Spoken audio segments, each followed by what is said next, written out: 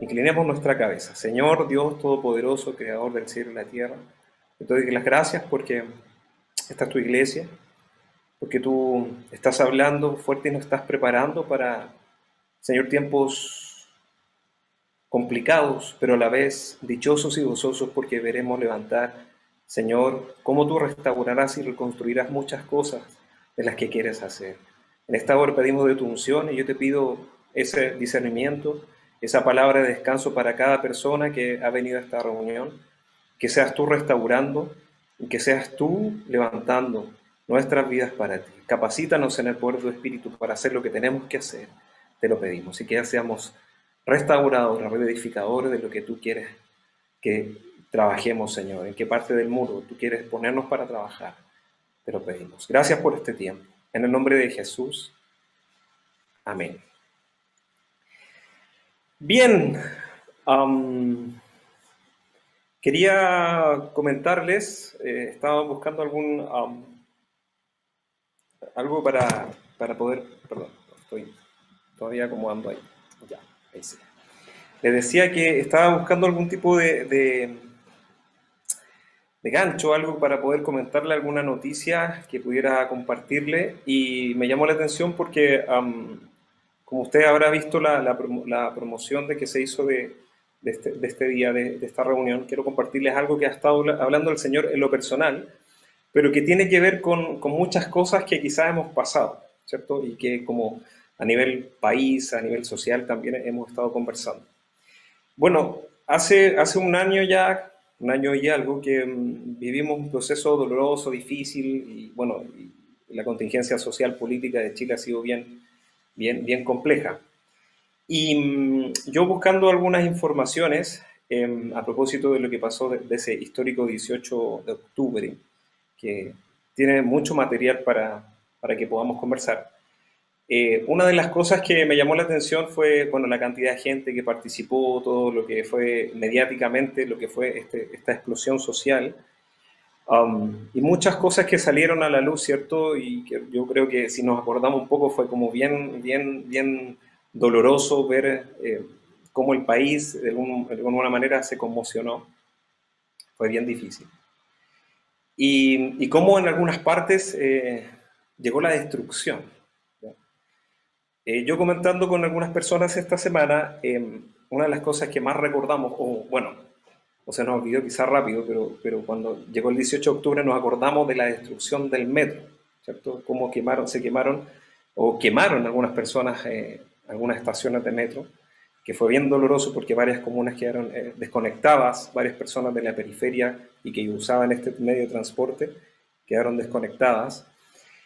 Y yo creo que si ustedes se acuerdan de esas imágenes fueron bien dolorosas. Yo les comentaba que hace unos días me tocó viajar hacia el sector poniente y me tocó, bajé por lo que es la calle Alameda y desde Alameda hacia abajo, desde Plaza Italia hacia abajo, ¿cierto? Pude ver cómo Alameda en ese sector ya no es lo mismo. Es una calle sucia, destruida, rayada. Es bien dantesco para los que conocemos ese sector, desde Plaza Italia hacia abajo, hacia Ahumada, porque era un lugar agradable para pasear, un lugar agradable. Y yo cuando pasé hace 2 semanas atrás por ese lugar, dije, ¿qué pasó a Chile? ¿Qué le pasó a Chile? ¿Cierto? Con los quienes queremos, amamos a nuestra nación, nos vimos confrontados con una realidad y después de este 18 de octubre no es lo mismo Chile. Algo pasó, pareciera que en el ambiente está sucio, hay mucha ira, hay mucho enojo, hay mucha polarización. Yo no vengo a hablar de temas sociales, no es mi trabajo, pero sí tenemos una perspectiva espiritual, un enfoque espiritual que damos los cristianos.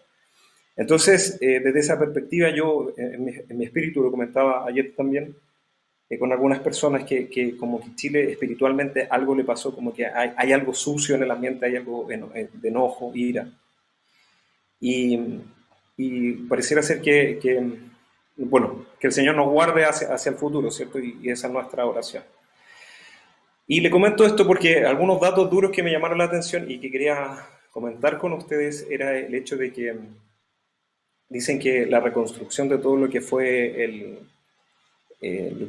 inmobiliario público, la destrucción que se causó por lo que es patrimonio público, fueron de alrededor de entre 13 y 15 mil millones de pesos lo que se demoró, perdón, lo que se gastó y se invirtió este último año en lo que es la reparación.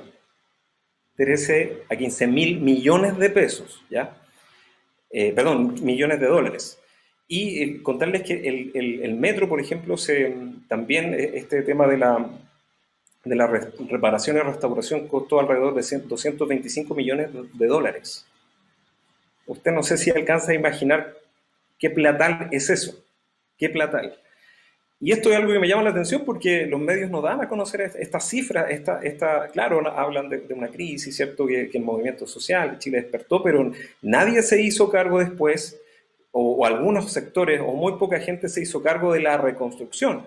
Yo recuerdo que el año pasado también se invitó a algunos universitarios que pudieran participar de eso, de ir a pintar todo el sector de Baquedano, Parque Bustamante, pero me acuerdo que escuchamos que era mucha la tarea que había que hacer. Claro, seguramente mucha gente salió a manifestarse, a decir cosas, pero después, ¿quién barrió o quién fue a recomponer lo que se había hecho? Nadie o muy poca gente hizo mella de estos 15 mil millones de dólares y 225 millones de dólares que se utilizaron para la reconstrucción del metro y también de Chile. Entonces, esto no se habla. Se dice Chile despertó, y lo curioso es que hubo gente que estuvo trabajando, que estuvo pintando, porque la reconstrucción siempre cuesta. La reconstrucción siempre cuesta.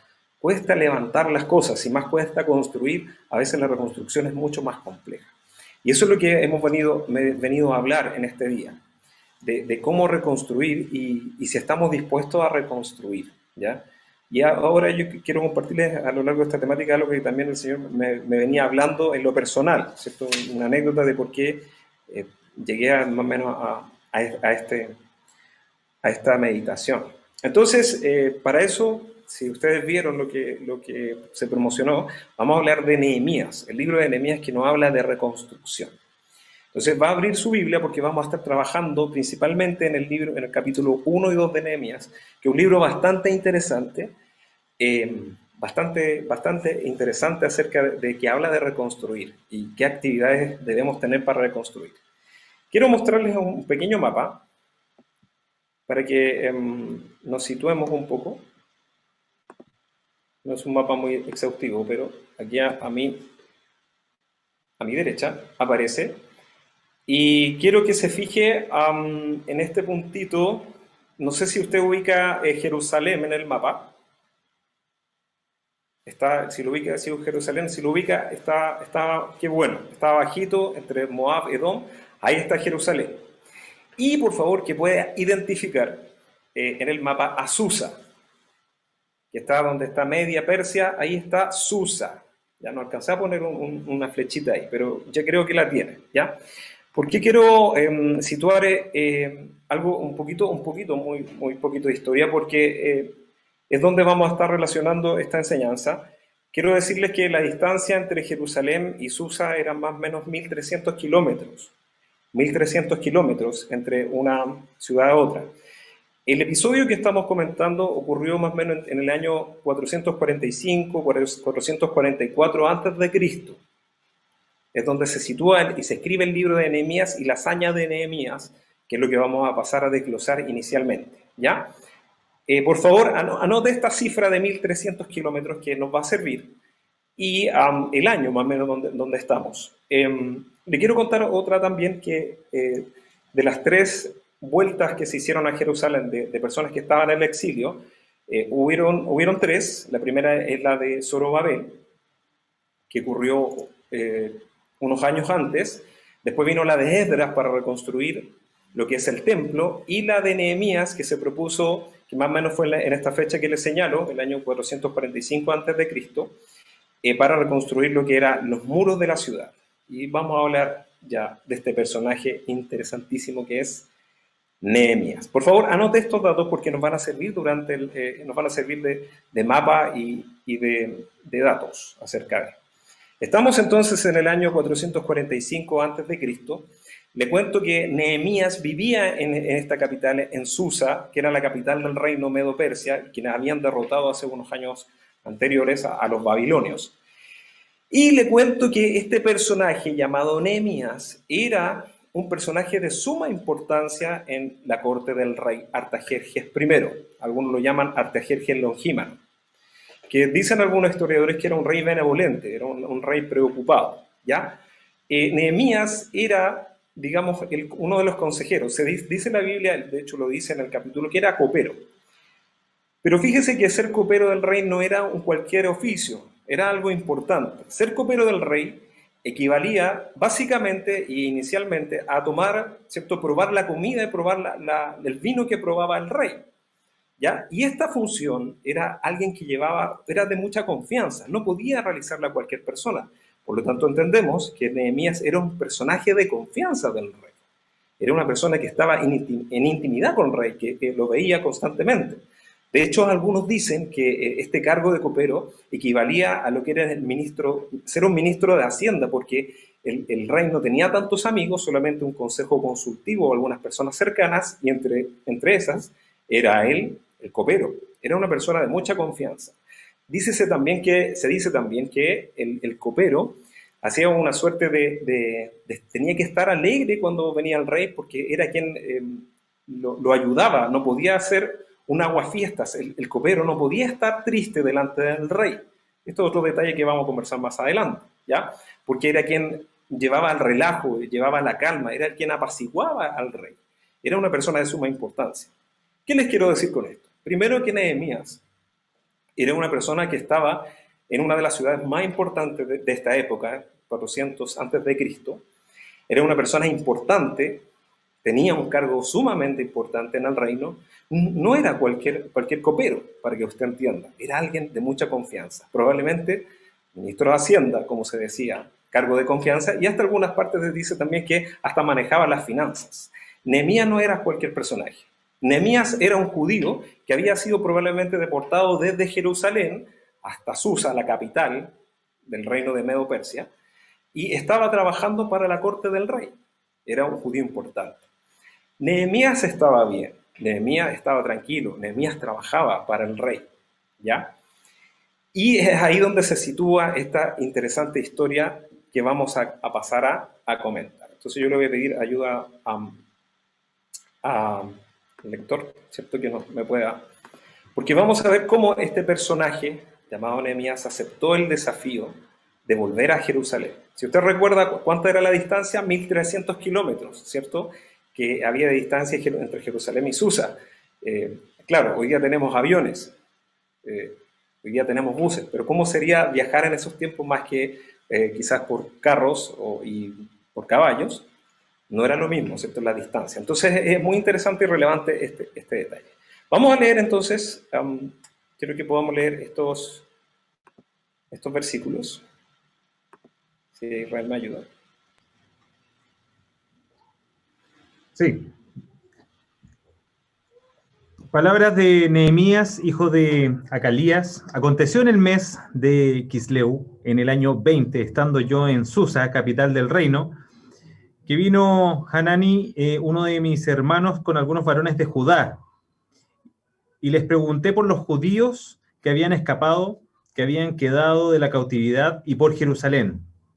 Y me dijeron, el remanente, los que quedaron de la cautividad, allí en la provincia, están en gran mal y afrenta, y el muro de Jerusalén derribado y sus puertas quemadas a fuego. Cuando oí estas palabras, me senté y lloré, e hice duelo por algunos días, y ayuné y lloré delante del Dios de los cielos. Gracias, Israel. Entonces, año 445 a.C., el copero del rey recibe noticias desde su tierra natal, Jerusalén, Israel, y probablemente se entrevista con Hanani, que en algunos casos se dice que era probablemente un hermano de la carne de Nehemías, ¿ya? Y Nehemías, yo quiero que usted retenga este punto de que él era importante, él no era cualquiera en el reino. Tenía un cargo importante. Él estaba en la comodidad, tenía un buen trabajo, para decirlo de muy buena manera. Pero él no se olvida de sus orígenes.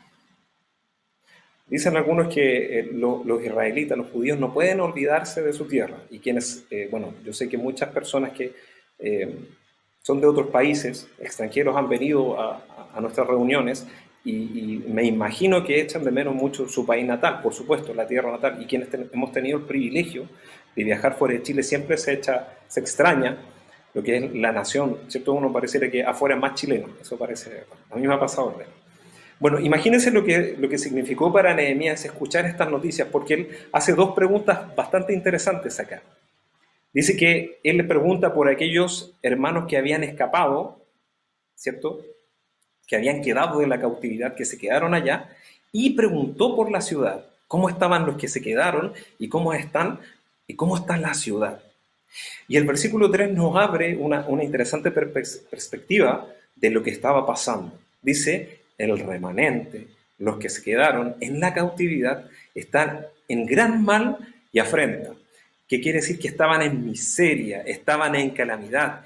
Este pueblo y esta ciudad se encontraban en una situación miserable. Recordemos esto, que en aquellos tiempos tener muros, tener puertas equivalía a tener protección.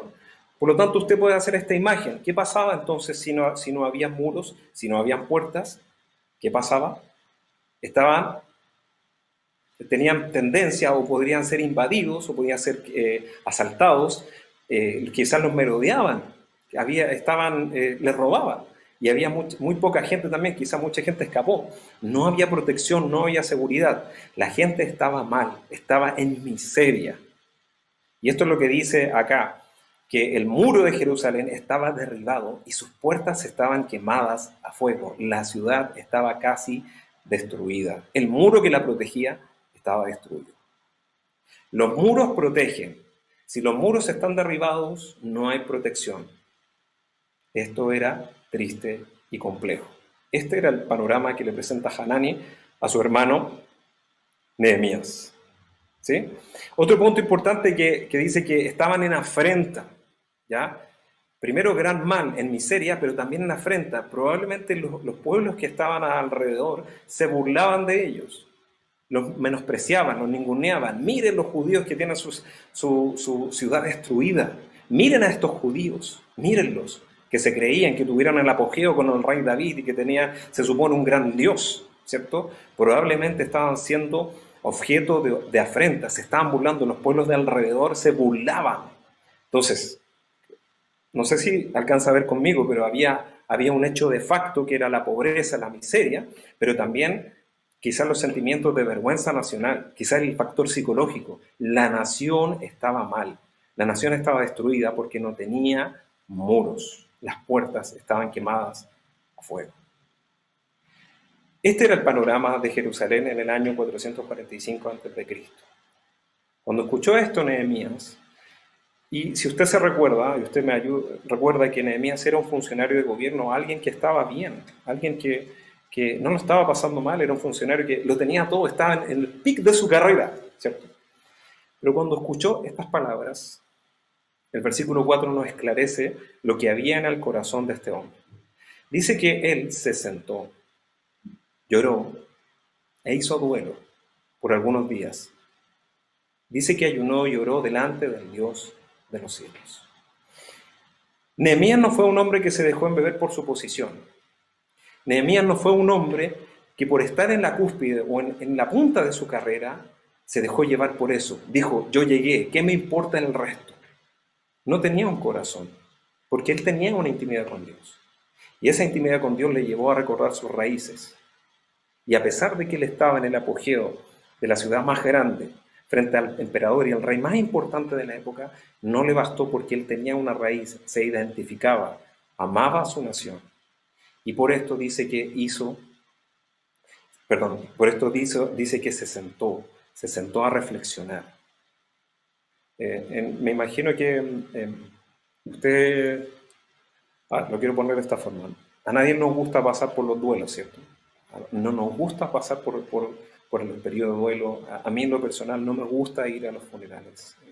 Pero he aprendido, por causa del Señor, que es bueno estar en los funerales, pero no es bueno la muerte, no nos gusta el duelo, el dolor, el llanto, como que los seres humanos como que dejamos de lado esas cosas. Este hombre que lo tenía todo no tuvo miedo a sentarse, a pensar. Y quizás podemos decir que cuando se sentó es como que quiso decir, ¿qué pasó aquí? ¿Qué pasó? ¿Qué nos pasó? ¿Por qué caímos de esta forma? ¿Qué habrá llevado a Nehemías en su corazón a pensar así? ¿Por qué estamos tan mal? ¿Por qué estamos destruidos? ¿Por qué? Tanto fue su conmoción que hizo duelo, se dolió. Si usted ha pasado por duelo, va a entender, por luto, va a entender lo que sintió Nehemías por la ciudad que estaba destruida. Dice que hizo duelo por algunos días, ayunó y oró delante del Dios de los cielos. Cuando el año 2010, algunos bueno, esta historia muchos la saben, pero a mí me tocó viajar estuve en Japón, bueno, muchos de ustedes se los he contado. Yo tuve, no sé si decir el privilegio, pero a mí me tocó vivir el terremoto de Chile del 2010, 27 de febrero del 2010. Yo lo viví en Japón. Yo estaba en Japón cuando el terremoto fue acá en Chile. Fue muy doloroso porque yo llamaba a mis papás y acá en Santiago o en Chile en general las comunicaciones estaban cortadas. No había mucha noción, muchas noticias no habían, puesto por todos los acontecimientos que pasaban. Sin embargo, yo en Japón tenía una retroalimentación porque había muchas cadenas, sino al menos unas 3 o 4 cadenas de, de televisión y algunas de esas de noticias que daban día y noche el terremoto de Chile, tantas víctimas, fue un tsunami en Concepción. Para vergüenza nuestra mostraban cómo la gente se empezó a robar y empezó a saquear en Concepción y el estado de sitio que se declaró. Vimos algunos temas de cómo la gente se robaba y eso salió a nivel internacional, aparte de todo el descalabro o toda la destrucción que hubo. Y eso a mí me dolió. Yo en ese tiempo sentí un gran amor por mi patria porque vi que mi nación había sido destruida. Entendemos que esto fue de parte del Señor sin duda, pero la nación de uno se destruye y eso quizás lo que nos pasó el año pasado con el 18 de octubre. Nuestra nación se destruye. Hoy día no vemos que la nación vaya mejor y nos dolemos por algunas políticas y algunas decisiones que se han hecho en Chile y hacia dónde vamos y hacia dónde va cayendo la nación. Y eso debería dolernos. Sucede que a veces como cristianos nos quedamos tan encerraditos en nuestra casa o en nuestro ministerio que uno hace y realmente el ministerio yo lo disfruto porque nos revitalizamos, pero ¿qué pasa cuando vamos a Jerusalén externa? ¿Qué pasa cuando caminamos por las calles de nuestra ciudad? Me he dado una vuelta por mi Jerusalén, por mi ciudad. Le quiero contar otra cosa importante que me pasó hace un episodio personal. Esto no quiero, simplemente me tocó en una semana, hace un mes, afrontar una situación bien delicada por una tía muy querida que estaba con un cáncer terminal. En ese tiempo, en el mismo tiempo, mi mamá se sometió a una operación de cataratas, de un trasplante de córnea y no quedó bien, con riesgo de pérdida del ojo. Todo en la misma semana, justo en la última semana del ayuno. Y por ahí supimos que habían unos problemas familiares que ninguno de nosotros tenía conciencia. Aparecieron estos problemas familiares que uno a veces no entiende que aparecen, ¿cierto? Y por malas decisiones que hay. Y en ese tiempo yo terminé afligido, pero no terminé afligido porque en mi casa acá yo llego y gracias a Dios lo tengo todo. Pero cuando salí a mirar a mi familia, a mis cercanos, me tocó ver una realidad. ¿Cuál era la realidad? Mi tía se estaba muriendo, mi mamá probablemente perdiese su ojo y había un problema grande, un problema grande financiero que tenemos que afrontar como familia. Esto fue duro, porque dije, ¿qué hago acá? Eso me llevó a llorar. Eso me llevó a decir, Señor, ¿qué hago con esto? No quiero creerme Nehemías, por favor, para nada, pero justo en ese tiempo en que yo estaba muy acongojado, el Señor me habla en esta palabra. Me habla con respecto a Nehemías diciendo, te sentaste, lloraste, hiciste duelo por los problemas que a veces nos aquejan. ¿Cuáles son los problemas que a veces están en tu familia que tú no has querido asumir y confrontar y has dejado de lado? ¿Cuáles son los problemas quizás a veces ministeriales o quizás de solución que necesitas o que te demandan que tú asumas una responsabilidad? ¿Cuáles son esos problemas que tú necesitas afrontar o esas decisiones que necesitas tú tener hoy? Nehemías no se quedó en la corte del rey. Nehemías se sentó y lloró. Te pregunto, ¿tú estás dispuesto a llorar por esa situación? Todos tenemos problemas, de alguna u otra forma. Los problemas vienen cada día. Pero ¿cuál es la actitud? ¿Me quedo en la corte del rey? ¿Me quedo en el bienestar? ¿O decido ir y hacer luto, llorar y sentarme delante de Dios? Nehemías no se quedó en la comodidad.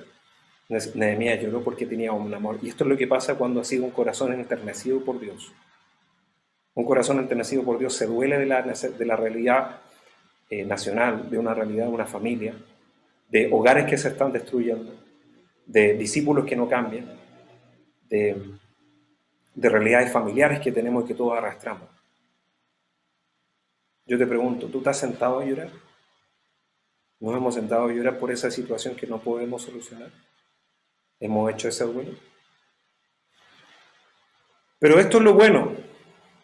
Y si estas palabras a ti te llegan, hay una Jerusalén que a lo mejor tú tienes que reconstruir. Eso es lo que creo que tú te vayas pensando en este día. Un hombre de Dios era Nehemías, que no se quedó. Entonces Nehemías hizo algo bien interesante, fíjate.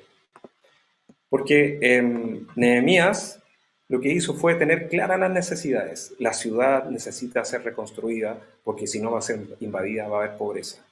Nehemías se identificó con la necesidad de la gente, se identificó con su nación. Tuvo claras, las vio, pero también se identificó, se hizo parte del problema.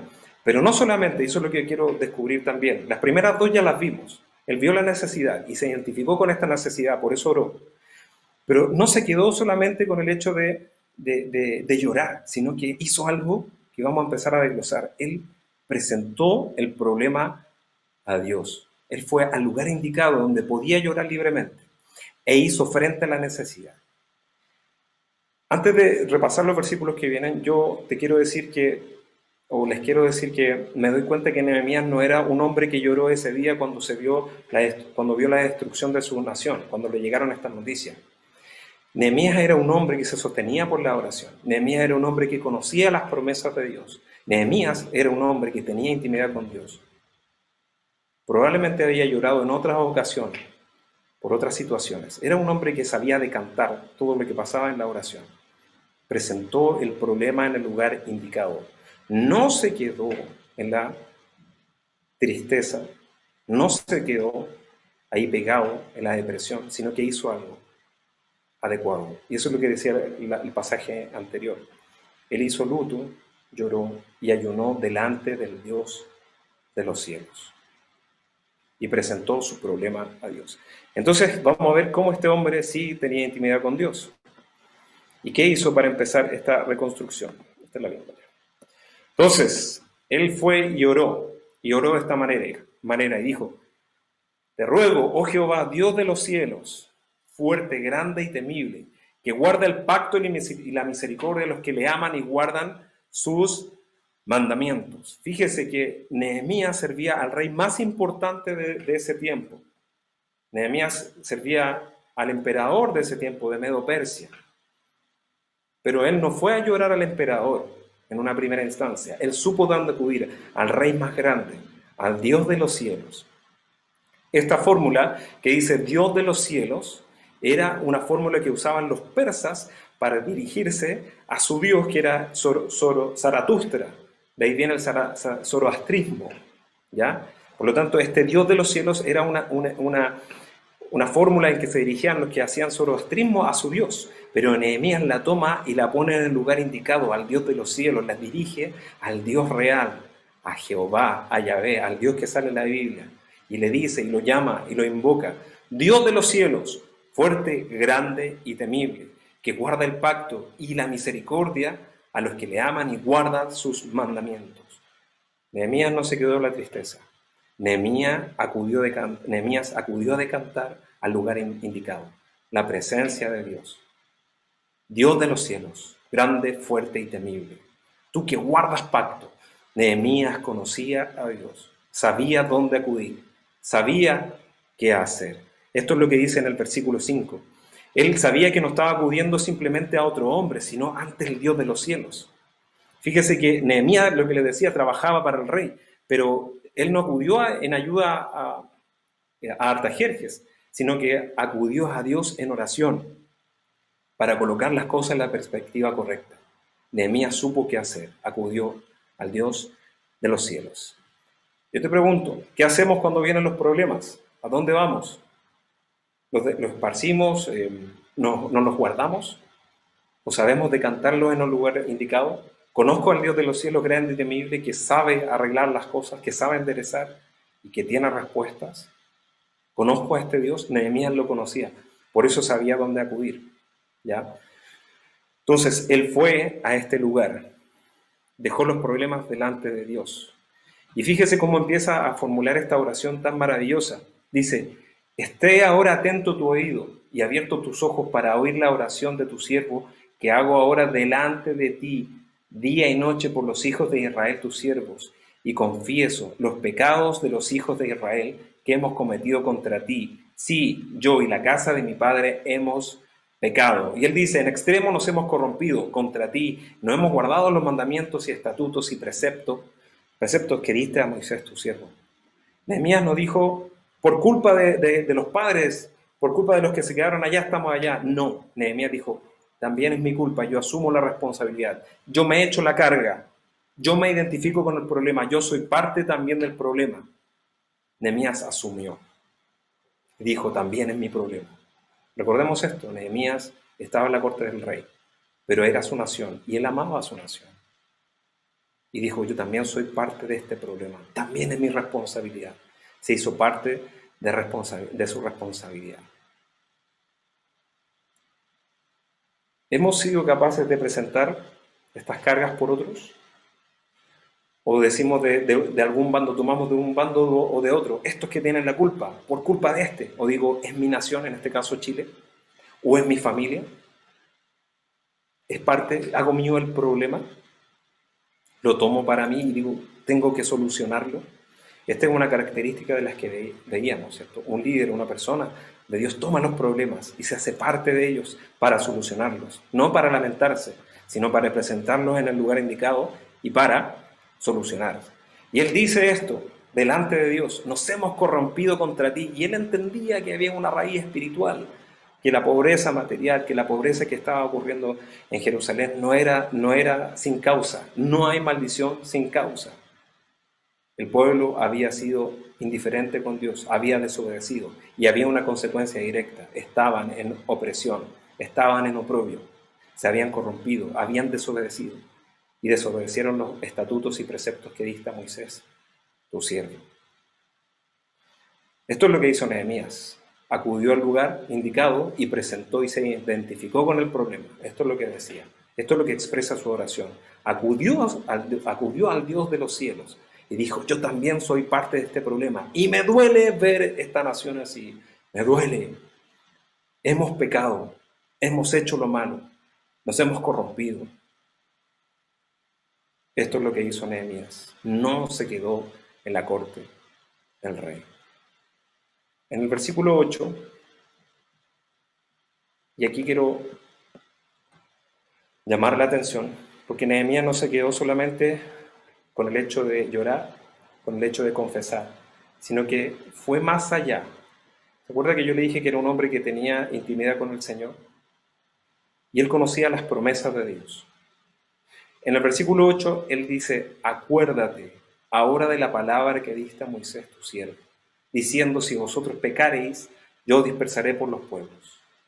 Pero si os volvieseis a mí y guardareis mis mandamientos y los pusierais por obra, aunque vuestra dispersión fuera hasta el extremo de los cielos, de ahí yo recogeré el extremo de los cielos, de ahí os recogeré y os traeré al lugar que escogí para hacer habitar allí mi nombre. Ellos pues son tus siervos y tu pueblo, los cuales redimiste con tu gran poder y con tu mano poderosa. Nehemías conocía las promesas de Dios. No solo conocía al Dios que había creado todas las cosas, no solo sabía que podía tener intimidad con Dios, él conocía las promesas de restauración de Dios. Él conocía promesas de restauración. Te pregunto, ¿tú tienes y conoces promesas de Dios para tu vida? Promesas que tú puedes llorar en el tiempo de aflicción. ¿Tienes palabra de Dios para decirle, Dios, tú lo dijiste a este Dios misericordioso? Él está citando los pasajes del Levítico 26 y Deuteronomio 30. Él leía la Biblia. Él dijo, yo abro el libro ante ti. Te presento las mismas palabras que tú hablaste, la misma promesa que tú hiciste. Quiere decir que se las cobró a Dios.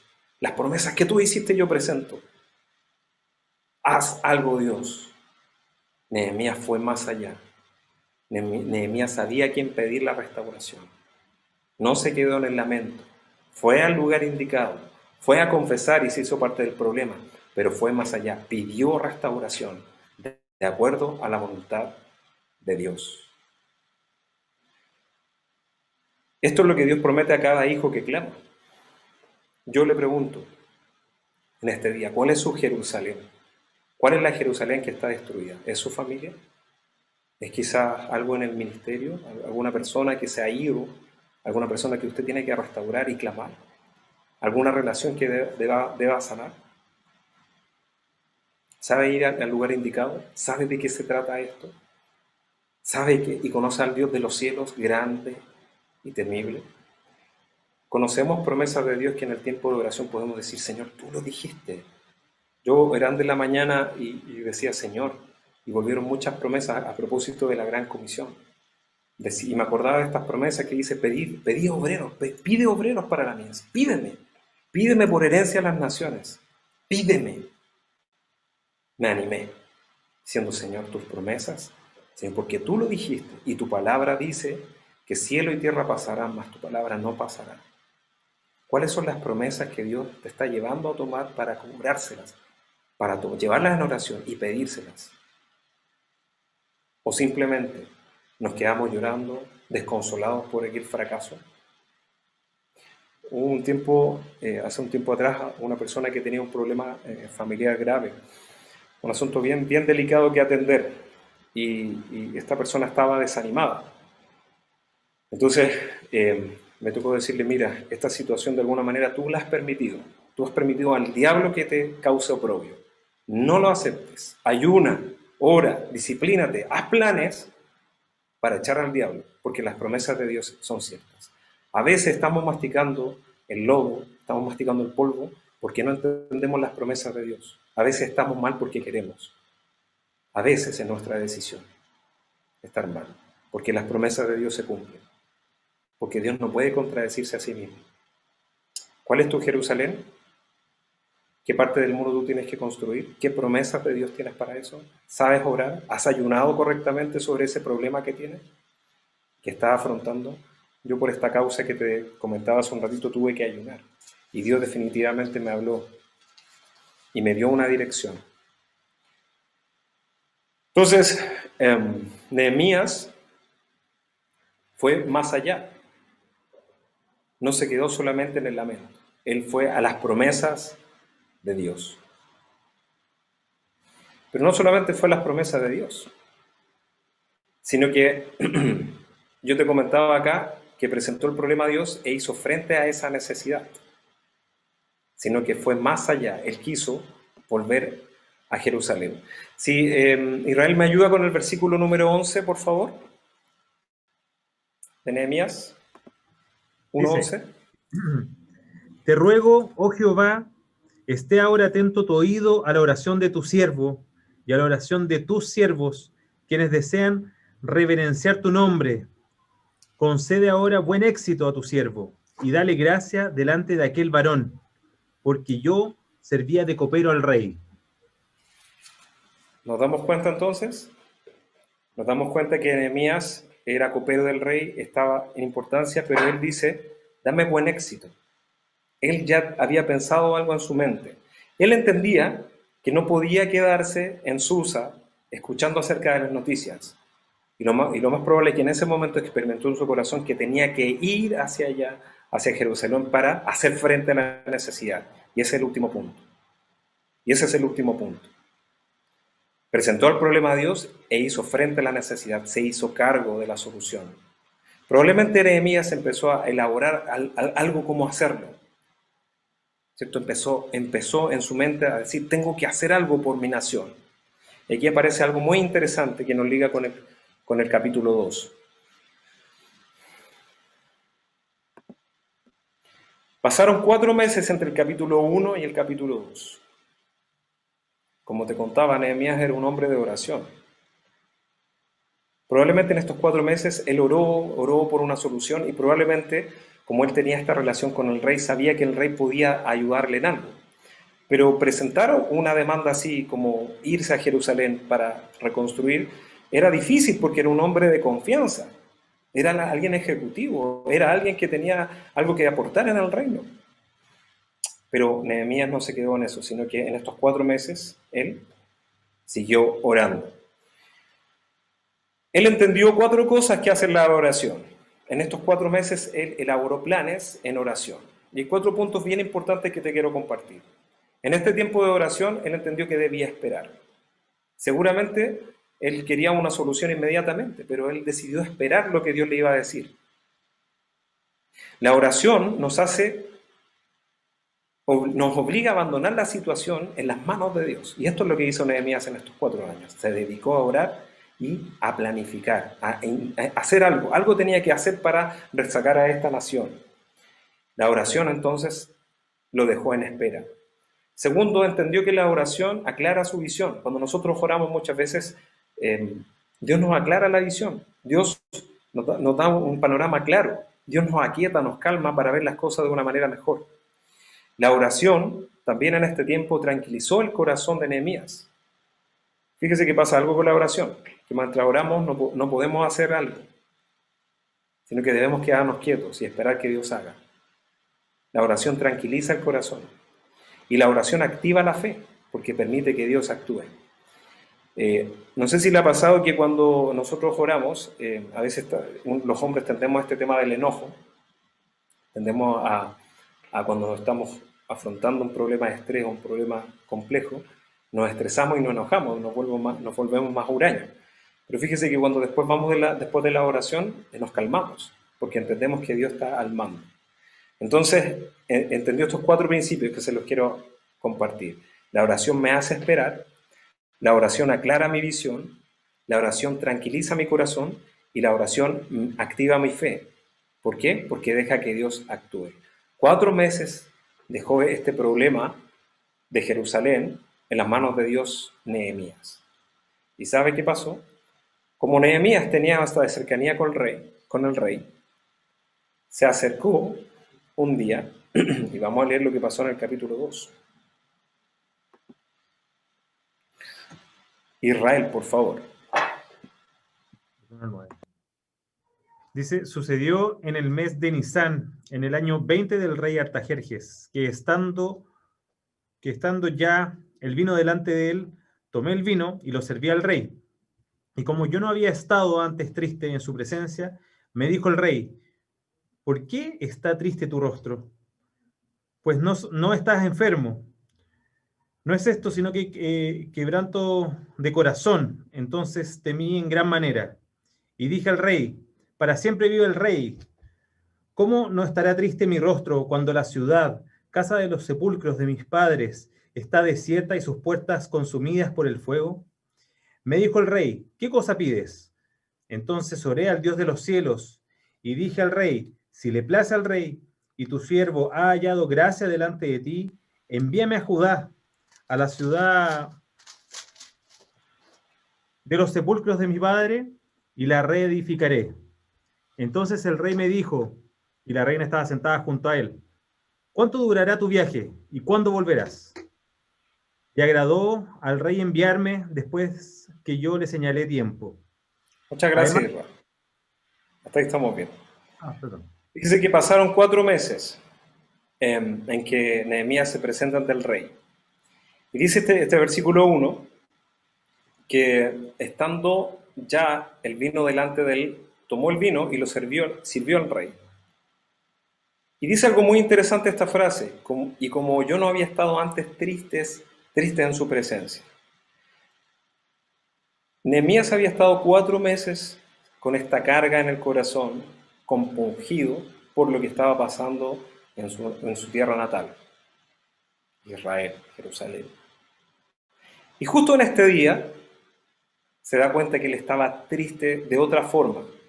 La pregunta es, ¿cómo el rey en estos 4 meses no lo notó? ¿Qué hizo Nehemías para no sacar su congoja delante del rey? ¿Qué hizo Nehemías para que el rey no se diera cuenta? Hay un detalle muy interesante. ¿Se acuerda que yo le dije que en ese tiempo estar triste del rey era grave? Básicamente porque el copero era una persona de confianza. El copero no podía hacer un aguafiestas del rey. Imagínense, el rey tenía tantas cargas imperiales que ver, que no podía tener a alguien que lo entristeciera a él. Si alguien lo llegara a entristecer de sus cortesanos, alguien que estuviera cerca de él, probablemente iba a ser muerto, porque no podía hacer perdón la expresión, un aguafiestas con el rey. ¿Qué quiero decirle? Aquí entendemos la expresión cuando dice, temí en gran manera cuando el rey descubrió el corazón. El rey lo vio. Me dijo el rey, ¿por qué está triste tu rostro? Porque no estás enfermo. Estás quebrantado. Algo te pasa. ¿Cuál es este dolor?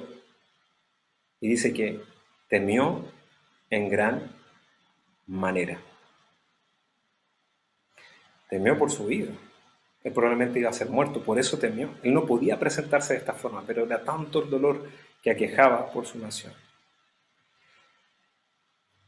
Leyendo este pasaje, yo entendía lo siguiente. Usted se da cuenta que a veces las canciones que cantamos, no quiero hacer tampoco una crítica en general, sino que a veces son demasiado sentimentales las canciones que a veces tenemos y que a veces hay que filtrar las canciones, porque están enfocadas en lo que me pasa, en lo que siento. Pero resulta que la clave del cristianismo es entender lo que dice Mateo 6:33, que dice, buscad primeramente el reino de Dios y su justicia, y todas estas cosas serán añadidas. Y pasa en el corazón que cuando nos leen esta frase de Mateo 6:33, buscad primeramente el reino de Dios y su justicia, y todas las cosas serán añadidas, nos pasa naturalmente que todos buscamos la añadidura. Y yo sé que se identifican porque a mí me ha pasado. Queremos la añadidura, queremos la bendición, pero hay una condicionalidad. ¿Cuál es? Buscad primeramente el reino. Esa connotación de reino tiene que ser entendida con un rey. Hay un rey al que servir. Hay un rey al que obedecer. Ese rey se llama Jesucristo. Y este rey pide que su justicia sea hecha para poder recibir lo que Él quiere darnos, la obediencia. El rey requiere adoración. La justicia requiere obediencia para que podamos obtener lo que Dios quiere darnos. Nosotros entendemos por Apocalipsis 19:16 que dice que Jesucristo es Rey de Reyes y Señor de Señores. Rey de Reyes. Me hacía esta pregunta yo entiendo que sirvo al Rey de Reyes. Nehemías, por su parte, estaba sirviendo diligentemente al rey. Y cuando estuvo sirviendo diligentemente al rey, el rey vio su necesidad. El rey vio su congoja, vio su dolor. Entiendo que tengo un rey en los cielos que debo servir a toda costa, a pesar de lo que esté pasando. Entiendo que debo servirle irrestrictamente, que debo servirle a toda costa, que el rey merece toda la pleitesía, el rey que yo adoro. Usted aceptó a Cristo en su corazón, Cristo es su rey. ¿Le obedecemos con temor, con temblor?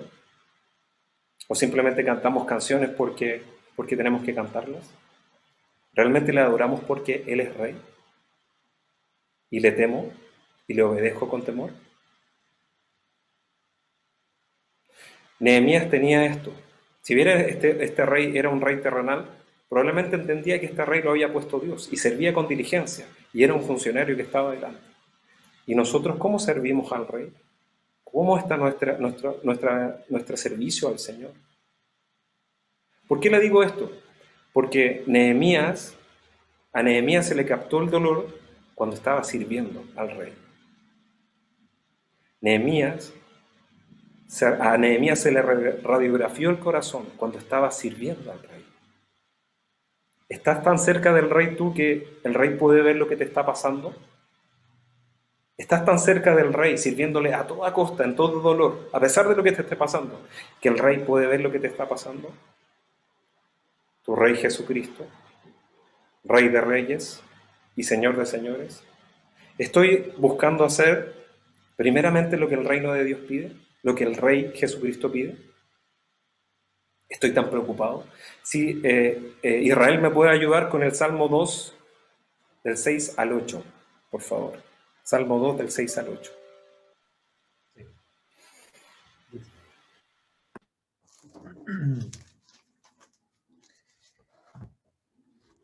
Pero yo he puesto mi rey sobre Sión, mi santo monte. Yo publicaré el decreto. Jehová me ha dicho, mi hijo eres tú. Yo te engendré hoy. Pídeme y te daré por herencia a las naciones y como posesión tuya los confines de la tierra. Fíjese lo que dice el Salmo 2, que es un salmo mesiánico. Dice que Dios, el Señor, el Padre, puso a Jesucristo.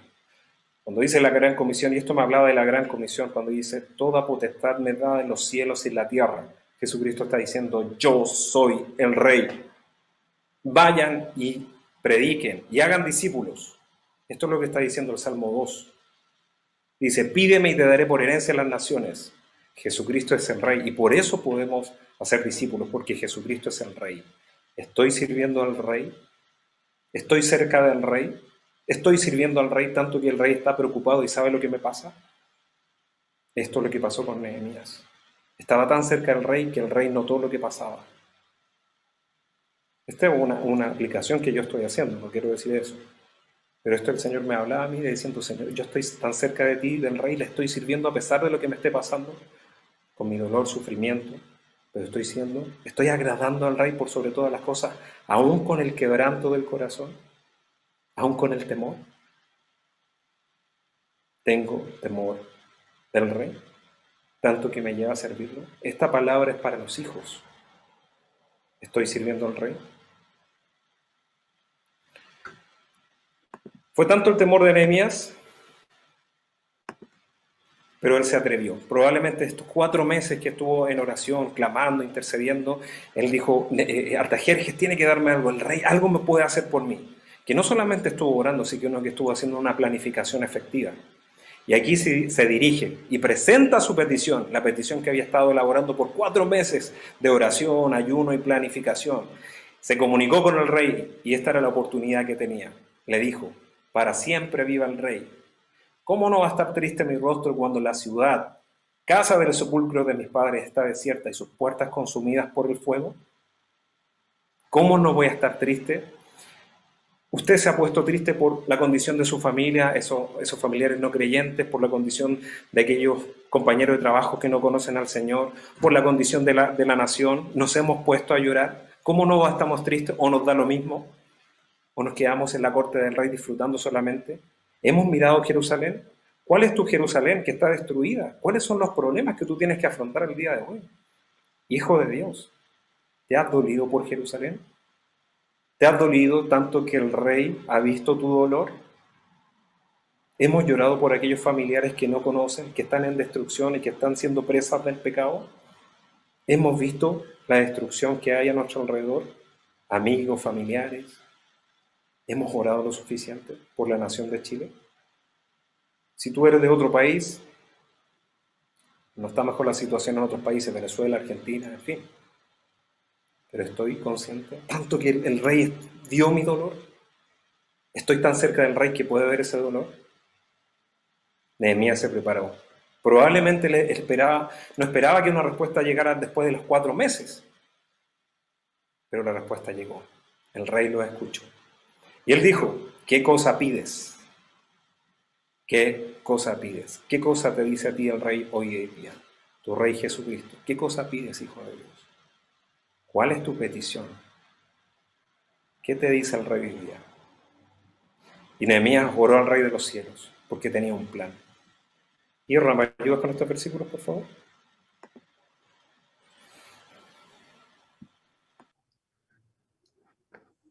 Perdón. Eh, Nehemías del 5. A ver, de acá. Del 5 al 8, por favor. Y dije al rey, si le place al rey y tu siervo ha hallado gracia delante de ti, envíame a Judá, a la ciudad de los sepulcros de mis padres, y la reedificaré. Entonces el rey me dijo, y la reina estaba sentada junto a él, ¿cuánto durará tu viaje y cuándo volverás? Y agradó al rey enviarme después que yo le señalé tiempo.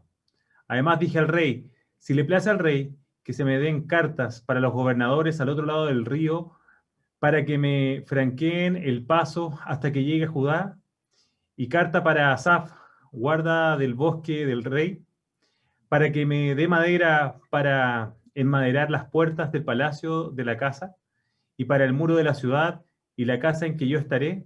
Y me concedió el rey según la benéfica mano de mi Dios sobre mí. Nehemías tenía un plan, quería reedificar. Nehemías tenía un tiempo específico para reconstruir. Nehemías convocó permisos y convocó gente para reconstruir. Y Nehemías obtuvo madera. ¿Todo de quién? Del rey. Nehemías, esos 4 meses que estuvo en oración, estuvo planificando la reconstrucción. Nehemías tenía un plan. Y en el momento indicado, la benéfica mano del Señor de los cielos, Dios, le dio el espacio delante del rey, el más importante de ese tiempo, para conseguir todo lo que se necesita para reedificar.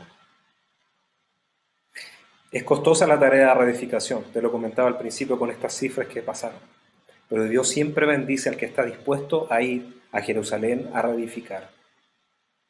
Dios siempre va a premiar a aquel que se planifica, aquel que toma la madera, aquel que se consigue los permisos, aquel que tiene un tiempo.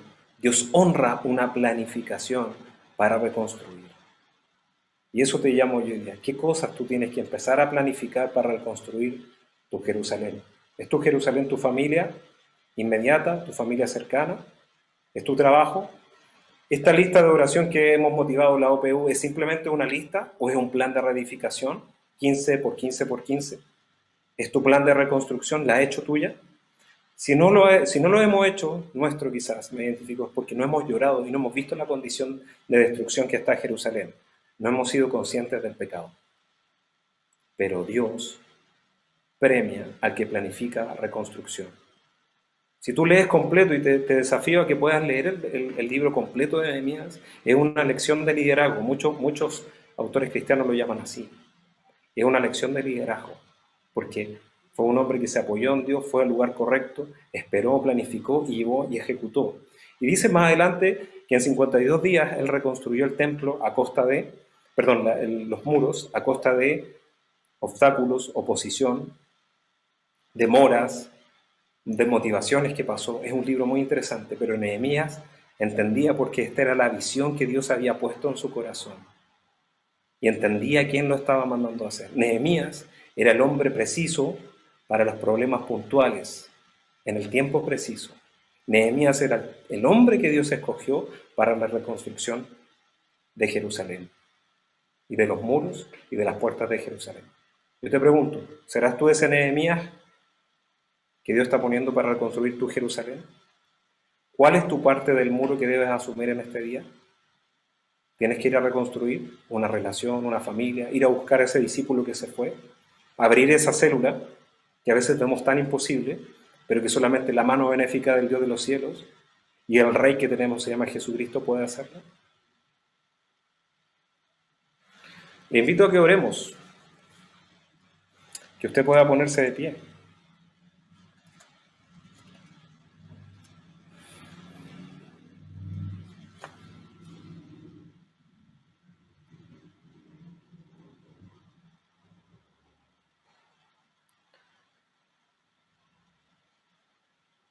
Señor, entendemos que esto no se cierra acá, sino que tenemos una tarea de reconstrucción que hacer.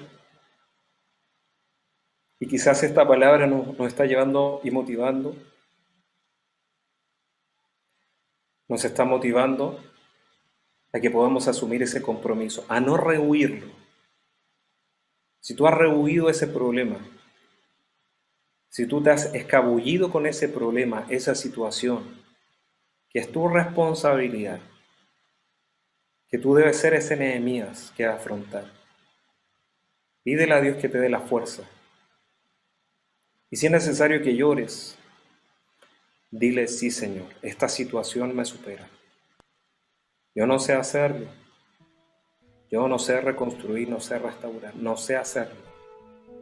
Pero tú eres el Dios grande y temible, el creador de los cielos y la tierra, el que envió a su Hijo Jesucristo, que ahora es Rey de reyes y Señor y señores. Él es el Rey. Y a ti clamo, Dios de los cielos. Y a ti clamo para decir: Señor, quiero ser reconstructor, quiero viajar esos 1300 kilómetros, figurativamente, ¿cierto?, para solucionar y construir mi Jerusalén. ¿Cuál es tu Jerusalén? ¿Es tu familia? ¿Tienes que solucionar problemas familiares? A mí me tocó en este tiempo reconstruir relaciones, te lo cuento, animar a muchos en este tiempo. Pero te cuento que también me he visto y me he confrontado con rehuir la responsabilidad delante de Dios. Nehemías fue un hombre que asumió que lo quiso hacer. Nehemías quiso hacerlo porque entendía en quién confiaba. Nehemías era un hombre de oración. Nehemías sabía ayunar. Nehemías conocía las promesas de Dios. Era el hombre escogido por Dios para solucionar este problema. Y yo te digo a ti, y Dios nos dice que somos nosotros esos Nehemías llamados a reconstruir naciones, a reconstruir familias, a reconstruir relaciones, a reconstruir. No va a ser fácil, pero la garantía de Dios está, porque sus promesas se cumplen. Él es un Dios de pactos, Él es un Dios que cumple sus promesas, Él es un Dios que no se cansa, Él es un Dios que no se agota. Pídele a Dios una promesa, o si el Señor te está dando un versículo sobre el cual clamar. Si es por tu familia, dile: sí, Señor, reconstruye mi familia. Si es ese familiar duro, difícil, ponte en la brecha y dile: sí, Señor, yo lo amo, yo quiero que ese familiar se convierta. Si es un amigo ateo, si son discípulos difíciles, ponte en la brecha, clama por ellos, delante del Dios de los cielos. La solución está en el clamor, está en las rodillas, está en el luto, está en el llanto, en el clamor, es patalear delante de Dios. Esa es la solución, eso es lo que nos demuestra este libro. Y te pedimos, Señor, que nos des una planificación celestial de cómo afrontar estrategias. Yo te pido para cada persona en esta conectada ahora, que tú, con la inteligencia del cielo, con la sabiduría eterna, Señor, con el espíritu de sabiduría e inteligencia, llenes a cada uno con inteligencia para solucionar esos problemas que están delante, esa parte del muro que necesita reconstruir. Porque tú das al que pide. Pídale a Dios sabiduría, pero pida con fe, dice la palabra. Danos, Señor, para solucionar esos problemas, esos inalcanzables que solamente tú puedes hacer. Y aquí opera la fe. Señor, líbranos de incredulidad. Líbranos, Señor, líbranos de no creer que se puede, porque lo hemos cantado en este día. Todo es posible al que cree, todo es posible. Por eso decimos: es posible reconstruir esta nación. Aún podemos seguir creyendo, Señor, que esta nación es para ti. Y las naciones del Cono Sur, y Venezuela, Argentina, Bolivia, Señor, que te puedan conocer y que se pueda levantar la gran comisión y que te pidamos, Señor, obreros para la mies, porque está escrito en tu palabra, porque tú lo prometiste. Dísele al Señor esas promesas que tú tienes. Sí, Señor, porque tu palabra, porque tú lo dijiste, Dios, porque tú lo dijiste y tu palabra no pasa. Y cuando yo me inclino, cuando yo clamo en oración y cuando yo pido, Señor, conforme a tu voluntad, tú nos escuchas. Gracias, Señor. Eres un Dios de pactos, eres fiel a tus promesas. Por eso te adoramos, Por eso te levantamos esta canción y esta adoración.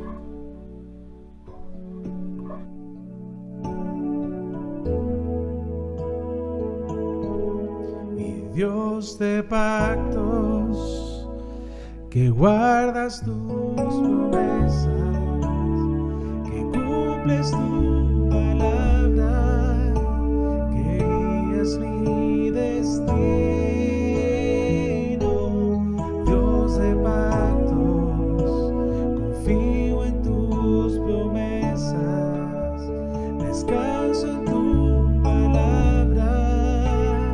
Por tu gracia estoy aquí,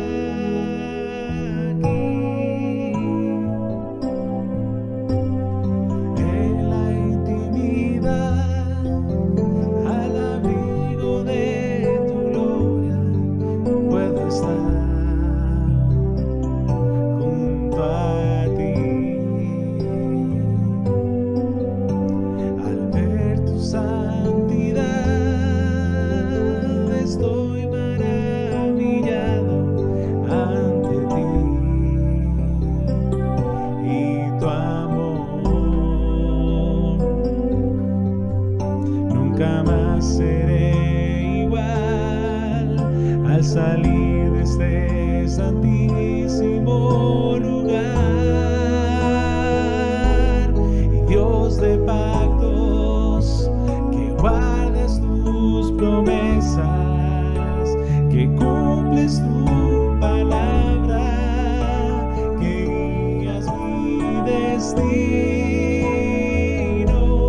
Dios de pactos, confío en tus promesas, descanso en tu palabra y por tu gracia estoy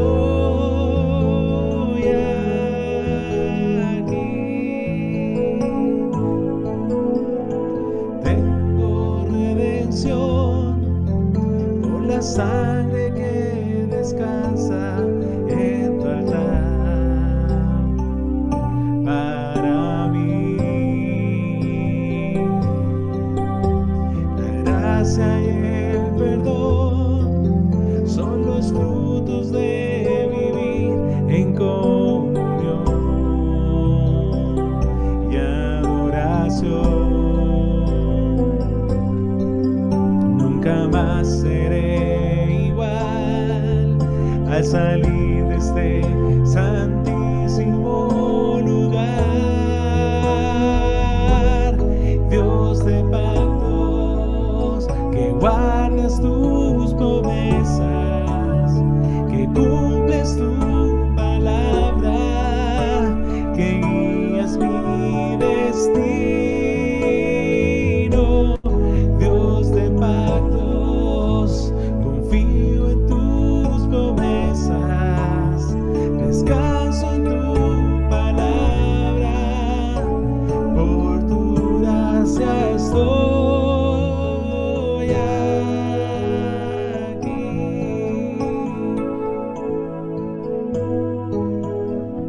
Gracias, Papito Dios. Gracias. Que tu iglesia sea ese Nehemías y que cada cristiano sea ese Nehemías reconstructor en el poder de tu Espíritu. Despertado en la intimidad, despertado en la oración, en el ayuno, en el luto, en el clamor.